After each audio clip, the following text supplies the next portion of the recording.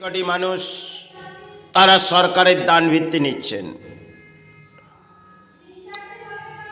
আজ যে সময় হয়তো ব্যাখ্যা দিচ্ছি, দেখবেন আপনি যে দান হয়তো গ্রহণ করছেন সেটি অসৎ কর্মের অর্থ, সেটি আপনার ঘরে প্রবেশ করছে আর আপনি মনে করছেন যে আমার জীবনে কিছু খুশি আসছে।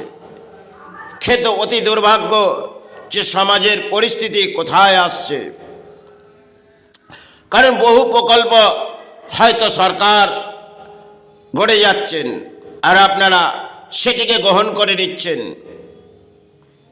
একের পর এক দান দিচ্ছেন, কখনো কন্যাশ্রী, কখনো যুবশ্রী, আর কখনো লক্ষ্মী ভাণ্ডার। এ সমস্ত দান মহিলাদের জন্যে। আর যে দানের মাঝে দেখবেন আজ হয়তো দেশের মাঝেই চলছে, রাজ্যের মাঝেই চলছে দান, তাহলে যে দান আপনারা গ্রহণ করছেন, তাহলে একটা সময় আপনারা আপনাদের সন্তানদের সেগুলো পালন করেছেন, যে তার বিবাহযোগ আপনারাই দিয়েছেন। আজ আপনারা সেই তাকিয়ে আছেন সে কখন আমার সন্তানের জন্যে এই রাজ্যের যিনি এসেছেন তিনি দান দেবেন, আর আমরা কিছু মাস আসবে আর আমার ঘরে কিছু অর্থ আসবে। এটা পরম দুর্ভাগ্য হয়তো বাংলার মানব জাতির, কারণ আগে এই সমস্ত প্রকল্প ছিল না। আজ একের পর এক প্রকল্প গড়ে উঠেছে আর তাতে সমাজ গ্রহণ করছেন, তাতে সমাজের অত্যন্ত দারিদ্রতা যেন ভরে আসছে।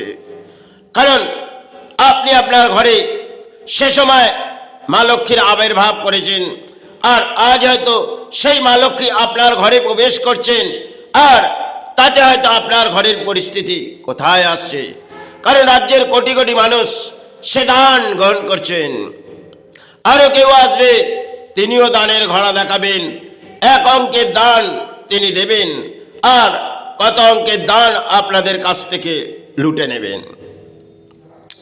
এটাই চলবে বাংলায়। তাহলে এ দান আপনারা গ্রহণ করুন, কারণ সমাজের পরিস্থিতি হয়তো এসেছে রাজনীতি, আর তাতেই আপনারা সাহারা আছেন। সে সময় আপনারা সাহারা ছিলেন না, কারণ আজ আপনারা এক সাহারার মাঝে ফুলে ফুটে উঠেছেন। যে সমস্ত ফুল নিয়ে খেলা সমাজে হচ্ছে, সে ফুলিও কেউ এক ফুলে আবির্ভাব করছে আর কেউ তিনটি ফুলের মাঝে আবির্ভাব করছে, আর সমাজ তার পরিণাম আসছে। চলো আমাকে যেতে হবে, নেতার তিনি আসছে, আমাদের রাজ্যে প্রবেশ করছে, চলো আমরা সমস্ত কর্ম ছেড়ে তাদের কাজে যুক্ত হই। এই সমাজের কোটি কোটি মানুষ আজ দেখবেন বাংলার মাঝে চলছে এক জোয়ার রাজনীতি, সেই জোয়ারের মাঝে কোটি কোটি মানুষ ভেসে যাচ্ছেন। তাতে পরম দুর্ভাগ্য হয়তো দেশের মাঝেই চলছে আর রাজ্যের মাঝেই, কারণ আপনারা আপনাদের পারিশ্রমিক, সেই পারিশ্রমিকে আপনারা না মায়ের সেবা করতে পারবেন, কারণ আপনারা দান নিচ্ছেন। কে দান দিচ্ছেন? সরকার। আর তাতে ধর্ম মনে হয় লুষ্ট হচ্ছে, কারণ সেভাবে আপনারা দেবী দুর্গার আবির্ভাব করেছেন, আর আজ আপনারা করে যাচ্ছেন দেবী দুর্গার আবির্ভাব দানের মাঝেই। আর আপনাদের সন্তানদের শিক্ষার জন্যে সেটিও দান পাচ্ছেন, আর বিবাহযোগে সেগুলো দান হয়তো সরকার দেবেন, কিন্তু কতটা প্রকল্প বাস্তব তা আমি হয়তো জানি না। কিন্তু যে স্বাস্থ্যসাথী কার্ড, তাতে কতটা গরিব আর মধ্যবিত্ত চিকিৎসাহীন পায় তা হয়তো আমি ব্যাখ্যা দিলে এ সমস্ত আমার যায় না, কিন্তু হয়তো প্রকল্প একের পর এক পড়ে যাচ্ছে, কিন্তু বাস্তব কোথায় আসছে এ রাজ্যের? কারণ দেশের গরিব আর মধ্যবিত্ত ছাড়া সাধারণ মানব জাতি তারা ঢল নামিয়ে দিচ্ছেন আমাদের রাজ্যের কেউ এসেছে, আর তিনি একের পর এক প্রকল্প করে দিয়ে যাচ্ছেন, তাতে আমরা সাহারা আসছি।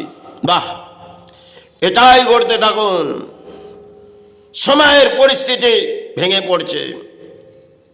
যে সময় আগে কাটিয়েছেন তখন আপনারা সে যোগ আপনারা পাননি। আপনারা আপনাদের সন্তানের বিবাহ যোগ আগে দিতে পারেননি, আজ সরকার দিচ্ছে, আপনারা সেটা গ্রহণ করে তার যোগ করান। এটাই হয়তো পরিস্থিতি। আপনারা দুর্ভাগ্য এসে গেছে, কারণ দেবী দুর্গার আবির্ভাব থেকে আরম্ভ করে বহু কিছু প্রকল্প একের পর এক গড়ে দিয়ে যাচ্ছে, একের পর এক দান, সেটা আপনারা গ্রহণ করুন। কারণ যদি দেখা যায় তিনি একদিকে ভগবান হয়ে লড়াই করছে, আর একদিকে আল্লাহর যাকে স্মরণ করলে মনে হয় এই সমাজে কিছু জায়গা পাওয়া যাবে। এটাই চলছে বাংলায়। আরে যদি এই রাজনীতির নেতারা আপনাদের কিছু দিতে পারে, কি দেবে? আপনার রাজ্য থেকে নিয়ে আপনাকেই লুটে সাহারা দেবে। কখন সে সময় আসবে, সে সময় আপনি অপেক্ষার মাঝে আছেন। তাই লড়াই চালিয়ে যান। আজ হয়তো ধর্মের লড়াই নয়, এক রাজনীতির লড়াই, সেটাই হয়তো বাংলার মাঝে কোটি কোটি মানুষ করে যাচ্ছে। আর বুদ্ধিজীবী সমাজ আর দেশের মাঝে মিডিয়ারা দেখিয়ে যাচ্ছে, কেউ একে অপরের ব্যাখ্যা করছেন, আর সেটা সমাজ গ্রহণ করছেন। কারণ সবই এক অঙ্কের খেলা চলছে। অর্থ নিয়ে চিৎকার করে যাচ্ছে, আর সাধারণ মধ্যবিত্ত মানুষ আর গরিব মানুষ তারা ভেঙে পড়ছে। কারণ কোটি কোটি অর্থনীতিবিদ তারা হয়তো দেশের মাঝে এগিয়ে যাচ্ছে, আর দেশের রাজ্যের পরিস্থিতি ভেঙে পড়ছে।